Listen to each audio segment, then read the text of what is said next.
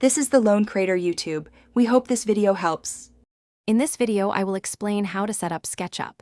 First, you'll need to download the installer file from the official SketchUp website, ensuring it matches your operating system.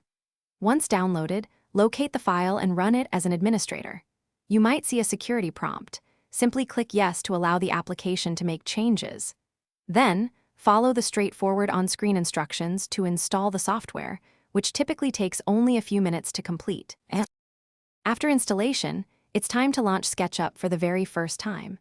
Double-click the icon on your desktop or in your Applications folder. Upon opening, you will be prompted to sign in with your Trimble ID. This is crucial for activating your software subscription or initiating a free trial. Make sure you have a stable internet connection during this step to ensure a smooth and successful activation process, unlocking all of SketchUp's powerful features.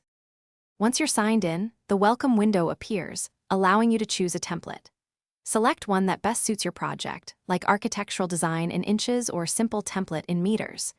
You can always change units later by navigating to Window, then Model Info and selecting Units. Here, you can fine-tune your preferred format, precision, and even enable length snapping for more accurate drawing, ensuring your models are built to exact specifications. To expand SketchUp's capabilities, explore the extension warehouse. You can find it under the Window menu. Here, you can browse and install hundreds of extensions to enhance your workflow. Manage these additions through the Extension Manager, enabling or disabling them as needed.